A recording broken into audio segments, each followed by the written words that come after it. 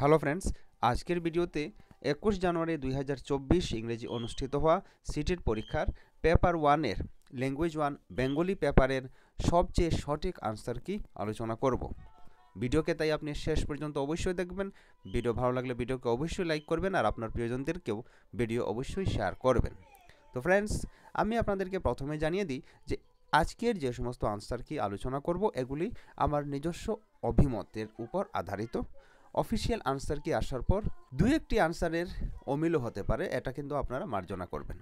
তো চলুন প্রথমে আমরা দেখে নিই কোয়েশ্চেন পেপার। তো কোয়েশ্চেন পেপারে এই প্যারাগ্রাফ এসেছিল, তো এই প্যারাগ্রাফের আনসার কি হবে চলুন আমরা দেখে নিই। 91 নম্বর কোয়েশ্চেনের কি হবে সঠিক আনসার। প্রাচীনকাল থেকে বঙ্গ সমাজে একলা বৈশাখের দিন বিভিন্ন নামে উৎসব পালিত হয়, এগুলি কি কি? তো এগুলি আমরা প্যারাগ্রাফে পেলাম হালখাতা, পুণ্যাহ আর নববর্ষ, ঠিক আছে। তারপর 92 নম্বর কোয়েশ্চেন দেখুন, কিন্তু আমার স্বভাবগত পেশা আসমানদারি। আসমানদারি বলতে কি বোঝায়? অনেকে আপনারা আকাশের কথা ভাববেন, কিন্তু এখানে আসমানদারি বলতে আকাশের কথা বলা হয়নি। এখানে আসমানদারি বলতে বস্তু জগতে বিচরণ করার কথা বলা হয়েছে। এই প্যাসেজটি পড়ে আমি যা অনুধাবন করলাম, ঠিক আছে। দেখুন কোয়েশ্চেন নাম্বার 93, আমি তোমাদেরই লোক। রবীন্দ্রনাথের এই উক্তিতে তোমাদের বলতে কাদের কথা তিনি বলেছেন? এই উক্তির মধ্যে ইনি জাতি ধর্ম নির্বিশেষে প্রজামণ্ডলীর কথা বলেছেন। তো অপশন 3 হবে শুদ্ধ উত্তর। নেক্সট কোয়েশ্চেন দেখুন 94, নিজে পেশায় জমিদার হলেও এদেশের জমিদারদের প্রতি রবীন্দ্রনাথের বিরূপতা প্রকাশ পেয়েছে, কারণ তার মতে এদেশের জমিদাররা, অ্যাকর্ডিং টু রবীন্দ্রনাথ, এদেশের জমিদাররা পরাশ্রিত এবং অলস। তো এই প্রশ্নের উত্তর হয়ে যাবে অপশন 2। তারপর দেখুন কোয়েশ্চেন নাম্বার 95, অন্ন চাই, প্রাণ চাই, আলো চাই, চাই মুক্ত বায়ু, চাই বল, চাই স্বাস্থ্য, আনন্দ উজ্জ্বল পরমায়ু। বিবৃতিটিতে বিশেষ্যের সংখ্যা কয়টি? এখানে বিশেষ্য আপনাকে কাউন্ট করে বলতে হবে। তো দেখুন বিশেষ্য কি কি? অন্ন, ঠিক আছে, প্রাণ, তারপর আলো, তারপর বায়ু, তারপর বল, তারপর স্বাস্থ্য, তারপর আনন্দ, তারপর পরমায়ু, এগুলি কিন্তু বিশেষ্য, ঠিক আছে। তারপর দেখুন এখানে উজ্জ্বল, উজ্জ্বল হলো বিশেষণ, ঠিক আছে। তো উজ্জ্বলকে আমরা কেটে দেব। তারপর এখানে চলুন কাউন্ট করে দেখি, 1 2 3 4 5 6 7 8। তো 8 হয়ে যাবে এই প্রশ্নের সবচেয়ে শুদ্ধ উত্তর। দেখুন এখানে অপশন 2 হবে কারেক্ট আনসার। তারপর দেখুন কোয়েশ্চেন নাম্বার 96, এখানে রবীন্দ্রনাথের কীরূপ মানসিকতার প্রকাশ ঘটেছে? তো এখানে রবীন্দ্রনাথ ঠাকুরের উদার এবং কর্মী মনোভাবাপন্ন মানসিকতার প্রকাশ পেয়েছে, আমরা অনুচ্ছেদ পড়ে বুঝলাম। তারপর দেখুন কোয়েশ্চেন নাম্বার 97, জমিদারি বস্তুটা কি সে সম্পর্কে তার মনে অস্পষ্টতা ছিল না। অর্থ অবিকৃত রেখে বাক্যটিকে অস্তর্থক মানে পজিটিভ বা অ্যাফার্মেটিভ সেন্টেন্সে আপনাকে চেঞ্জ করতে হবে। তো এখানে এই প্রশ্নের শুদ্ধ উত্তর কি হবে? দেখুন জমিদারি বস্তুটা কি সে সম্পর্কে তার মনে স্পষ্টতা ছিল, ঠিক আছে। অস্পষ্টতা ছিল না মানে স্পষ্টতা ছিল। তো 3 নম্বর অপশন হয়ে যাবে শুদ্ধ উত্তর। নেক্সট কোয়েশ্চেন দেখুন 98, আলোচ্য গদ্যাংশটির মূল বিষয় কি? তো আলোচ্য গদ্যাংশটির মূল বিষয় হলো মানবপ্রেমী রবীন্দ্রনাথ, ঠিক আছে। এখানে উনি মানব নিয়ে, মানব সমাজ নিয়ে কথা বলেছেন। তারপর দেখুন 99, যিনি অক্সফোর্ড রিলিজিয়ন অফ ম্যান নিয়ে বক্তৃতা দিয়েছেন তিনিই পদ্মার চরে আলু চাষে মগ্ন হয়েছেন। কোন শ্রেণীর বাক্য? এটা হয়ে যাবে জটিল বাক্য, কেননা যে সমস্ত বাক্যে বিশেষ করে আমরা দেখি যিনি, তিনি, এ ধরনের শব্দ থাকে, এগুলি জটিল বাক্যের অন্তর্গত, ঠিক আছে। তাই এই প্রশ্নের শুদ্ধ উত্তর হয়ে যাবে অপশন 4। এবার আরও একটি কবিতা এখানে দেওয়া হয়েছে, তো কবিতার উত্তর দেখব, ঠিক আছে। দেখুন কোয়েশ্চেন নাম্বার 100, কবিতার মূল বিষয় কি? তো কবিতাটি পড়ে আমরা বুঝলাম যে বিভাজনজনিত বিষণ্ণতা বোধ এখানে কবি প্রকাশ করছেন, তাই অপশন 1 হবে কারেক্ট আনসার। স্বাধীনতা শব্দটি কোন সন্ধির উদাহরণ? স্বাধীনতা শব্দটি সরস সন্ধির উদাহরণ, তাই 3 নম্বর অপশন হবে শুদ্ধ উত্তর। তারপর দেখুন 102 নম্বর কোয়েশ্চেন, দক্ষিণকেই পশ্চিম কই অটা উত্তর বং, পংক্তিটির অর্থ কী? তো এই পংক্তির অর্থ হলো পশ্চিমবঙ্গ বলতে আমরা উত্তর দক্ষিণ দুটোকেই বুঝি, তাই অপশন 3 হয়ে যাবে শুদ্ধ উত্তর। এবার দেখুন কোয়েশ্চেন নাম্বার 103। স্বাধীনতার নামে ক্ষমতার লোভে এই যে ভাগাভাগি কাটাকাটি এর পরিণতি হিসাবে কবি কি আশঙ্কা করেছেন শেষ পর্যন্ত? তো শেষ পর্যন্ত কবি আশঙ্কা করেছেন যে বাংলা বলতে শুধু কলকাতা শহরকেই বোঝানো হবে। Option 3 is the correct answer.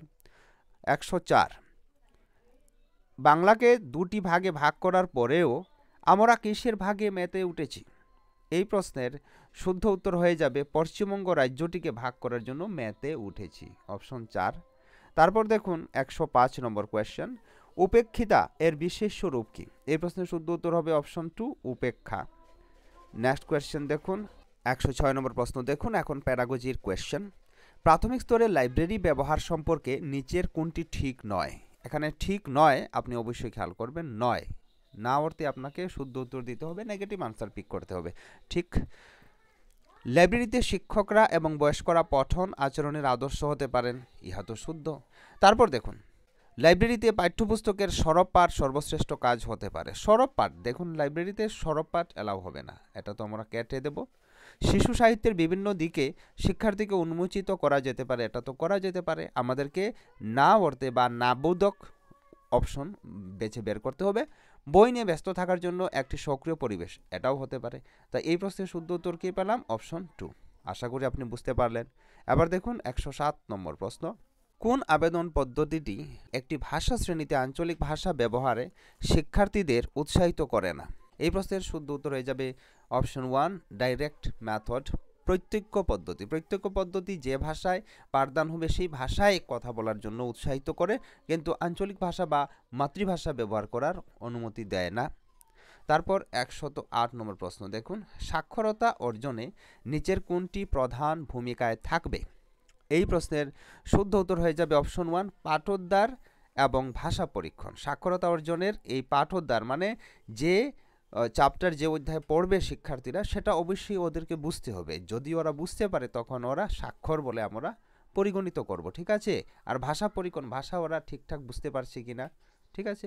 তো আমার হিসাবে 1 নম্বর হয়ে যাবে শুদ্ধ উত্তর।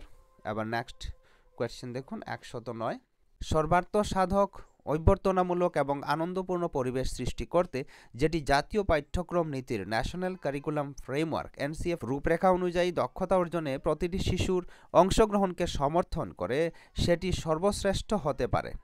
তো এনসিএফ রিলেটেড এই কোয়েশ্চেনের সবচেয়ে যুক্তিযুক্ত উত্তর হয়ে যাবে অপশন 1 বিকাশের বিভিন্ন ক্ষেত্র থেকে শিশুদের কাজগুলি প্রদর্শন করা। 110 নম্বর কোয়েশ্চেন দেখুন, কোন পদ্ধতিটি বাস্তব জীবনের পরিপ্রেক্ষিতে শিক্ষার্থীর ভাষা ব্যবহারের প্রধান উদ্দেশ্যের উপযোগী পরিবেশ সৃষ্টি করে? প্রত্যক্ষ পদ্ধতি, শ্রাব্য ভাষাতাত্ত্বিক পদ্ধতি, সহজাত আবেদন, সংযোগকারী আবেদন। এই প্রশ্নের সবচেয়ে যুক্তিযুক্ত উত্তর হয়ে যাবে কমিউনিকেটিভ অ্যাপ্রোচ বা সংযোগকারী আবেদন, অপশন 4। নেক্সট 111 নম্বর কোয়েশ্চেন দেখুন, পঞ্চম শ্রেণীর একটি ছাত্র বলল, আমি আমার কাজটি নির্ভুল হওয়ার জন্য শিক্ষকের কাছে জমা করার আগে চূড়ান্ত বিচার করলাম। শিক্ষার্থী লিখনের কোন স্তরে এই কাজটি করেছে? জমা করার আগে চেক করলো, ঠিক আছে? নির্ভুল হওয়ার জন্য চেক করার কথা যখন আসবে তখন এটা হয়ে যাবে প্রুফ রিডিং, ঠিক আছে? অপশন 1 হবে কারেক্ট আনসার। তারপর 112তম প্রশ্ন দেখুন, তৃতীয় স্তরের একজন শিক্ষিকা তার শ্রেণীতে একটি পঠন কোণ তৈরি করার ইচ্ছা প্রকাশ করেন। একটি শিশু সাহিত্য নির্বাচনের জনিত বিচারের ক্ষেত্রে সর্বাপেক্ষা গুরুত্বপূর্ণ প্রশ্ন কোনটি যেটি সর্বপ্রথম বিবেচিত হবে? তো এই প্রশ্নের উত্তর আমার মতে অপশন 1 হবে। তৃতীয় স্তরের পঠন পাঠ্যক্রমের উদ্দেশ্যগুলি বোঝাতে এই বইগুলিকে সাহায্য করবে, এই প্রশ্নকে আমরা সবচেয়ে প্রথম মাথায় রাখবো একটি পঠন কোণ তৈরি করার পূর্বে, ঠিক আছে? তারপর দেখুন নেক্সট কোয়েশ্চেন 113, একজন শিক্ষক তার দ্বিতীয় শ্রেণীর শিক্ষার্থীদের জন্য বিভিন্ন ধরনের শিক্ষণ উপাদান টিএলএম সংগ্রহের পরিকল্পনা করলেন। নিচের কোনটি শিক্ষণ উপাদান নির্বাচনের সঠিক পন্থা নয়? তো এই প্রশ্নের সঠিক উত্তর হয়ে যাবে অপশন 2, কেননা দেখুন পদ্ধতি নয়, নেগেটিভ অর্থে আমাদের উত্তর বের করতে হবে। তো নির্বাচিত উপাদানগুলি কেবল শিশুদের দ্বারাই তৈরি হতে হবে এবং পিচ্ছিলতা এড়ানোর জন্য অমসৃণ হতে হবে। এই দেখুন কেবল যেখানে অপশন আমরা পাবো সেটাকে কেটে দেব, তো কাট করলাম আর এটাই হয়ে যাবে আমাদের শুদ্ধ উত্তর, কেননা 1, 3, 4 এই অপশনগুলি করা যাবে, এগুলি পজিটিভ, ঠিক আছে? নেক্সট দেখুন 114 নম্বর প্রশ্ন, তৃতীয় শ্রেণীর একজন শিক্ষক তার শিক্ষার্থীদের পারো এই শব্দটি ব্যবহারের যোগ্যতা প্রদর্শন করে তাদের সঙ্গীদের 5টি করে প্রশ্ন করার নির্দেশ দিলেন। উদাহরণ, তুমি কি সাঁতার কাটতে পারো? এই ধরনের প্রক্রিয়ার উদ্দেশ্য, এগুলির উদ্দেশ্য কি? এই প্রশ্নের সবচেয়ে যুক্তিযুক্ত উত্তর হয়ে যাবে মৌখিক সাবলীলতা অনুশীলন। ঠিক আছে, অরেল ফ্লুয়েন্সি টেস্ট। চলুন এবার 115 নম্বর প্রশ্ন দেখি।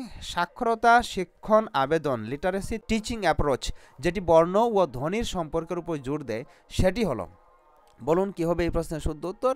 এই প্রশ্নের শুদ্ধ উত্তর হয়ে যাবে ধ্বনিবিদ্যামূলক নির্দেশ, অপশন 2। তারপর দেখুন 116 নম্বর প্রশ্ন, কার্যকরী ব্যাকরণ শিক্ষণ সম্পর্কে নিচের কোনটি সত্য নয় আপনাকে খুঁজে বের করতে হবে। দেখুন অপশন 1 কি বলছে, সংযোগ সাধন অনুসরণ প্রদান, এটা অবশ্যই করতে হবে। নিয়মগুলি মুখস্থ করে ব্যাকরণ শিখন, এটা তো করতে হবে না, এটা কাট করে দেব। তারপর দেখুন প্রকৃত সংযোগ সাধনের পরিবেশন, এটাও করা উচিত।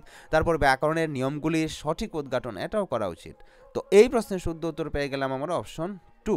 ঠিক আছে, তারপর দেখুন নিচের কোনটি প্রাথমিক স্তরে পাঠ্য বইয়ের পরিকল্পনার আদর্শ নয়। আবারও একটি নেগেটিভ কোয়েশ্চেন। ঠিক আছে, আদর্শ নয় খুঁজে আপনাকে বের করতে হবে। তো এই প্রশ্নের শুদ্ধ উত্তর হয়ে যাবে অপশন 2। টেকনোলজি প্রিন্সিপাল বা প্রযুক্তিগত আদর্শকে চেক করা হয় না, এরকম কোনো আদর্শ নেই, কিন্তু বাস্তব আদর্শ, পাঠ্যক্রমমূলক আদর্শ, উপস্থাপনমূলক আদর্শ এগুলি আছে। তো এই প্রশ্নের শুদ্ধ উত্তর 2 হয়ে যাবে। ঠিক আছে, তারপর দেখুন 118 নম্বর প্রশ্ন, গঠনমূলক স্তরে শিশুরা শিখনে অনেক বেশি ব্যস্ত থাকে যখন তারা, তো এই প্রশ্নের শুদ্ধ উত্তর হয়ে যাবে অপশন 4, যখন তারা ভিন্ন ভিন্ন অনুভূতির প্রয়োগ করে এবং সক্রিয়ভাবে হাতের ব্যবহার করে। ঠিক আছে, 4 নম্বর অপশন হয়ে যাবে শুদ্ধ উত্তর। 119 নম্বর প্রশ্ন দেখুন, প্রদত্ত বাক্যটির পরিপ্রেক্ষিতে নিচের কোনটি ঠিক নয়। আবারও নেগেটিভ কোয়েশ্চেন। ছড়া, গান, মন্ত্রপাঠ শিশুদের ড্যাশ কি করে। তো দেখুন এই প্রশ্নের সবচেয়ে যুক্তিযুক্ত আনসার হয়ে যাবে শব্দ মুখস্থ এবং বাক্য গঠনের পন্থা। 4 নম্বর অপশন হবে শুদ্ধ উত্তর। আজকের ভিডিওর সবশেষ প্রশ্ন দেখুন 120 নম্বর প্রশ্ন, একজন শিক্ষক শিক্ষার্থীদের তাদের কার্যপুস্তিকা ওয়ার্কবুকস অদল বদল করতে এবং সঙ্গীদের কাজ চেক করতে বললেন। এই কাজের উদ্দেশ্য হলো, তো এই কাজের উদ্দেশ্য হলো সহপাঠী সংশোধন কার্যদক্ষতার বিকাশ সাধন, অপশন 2 হবে শুদ্ধ উত্তর। ফ্রেন্ডস, আজকের ভিডিও এ পর্যন্তই। নমস্কার।